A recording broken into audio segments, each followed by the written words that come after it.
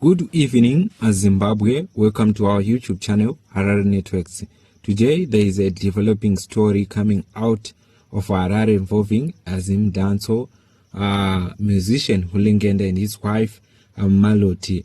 Vosungwa mshure mekunge vachangobva kupedza kuperforma pa kuDoek and Slay Zimbabwe at Glamis Arena zuva ranhasi, ndipo pavasungwa vachitorwa nemapurisa eZimbabwe Republic Police.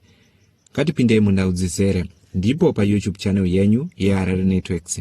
Zuva ranhasi tiri kubata nhau dziri kuziviswa maererano nezviri kutenderedzwa pachiziviswa kusungwa kwa musician anova Hulungende and his wife Malloti, vanova vasungwa vachipedza kuperforma at Harare edition of Doek and Slay at Glamis Arena.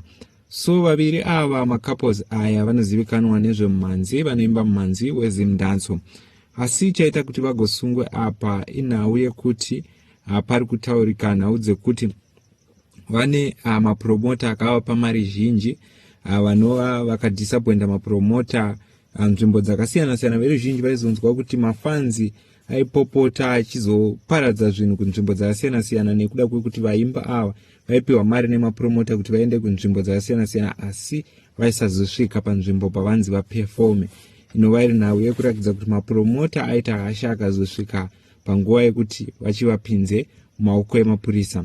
So pari kutaurika nhau dzakare dzekuti pane a UK based promoter is also reportedly faced similar problems pachiitiko chana Hulungende. So according to reports circulating on social media, the couple were taken into custody shortly after performing at Harare edition of Doek and Slay, which was held at Glamis Arena.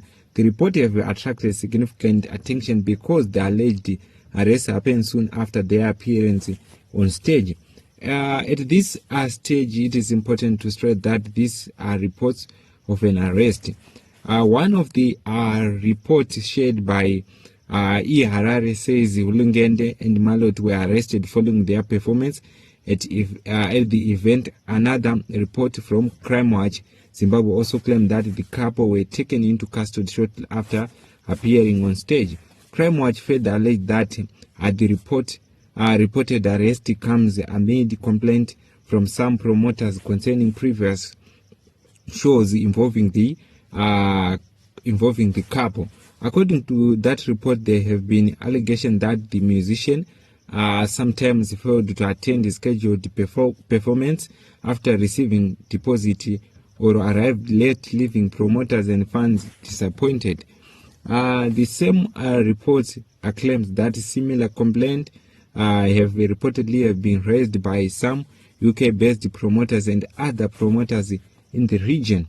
However, these remains allegation reported on media pari kuziviswa nhau iyi yekusungwa kwavo. So mufananidzo hatina kukwanisa kuti tigokurakidzai mufananidzo waHulungende, asi vanga vakaunganirwa nemapurisa, Malloti achitotorwawo naHulungende vachitorwa vese.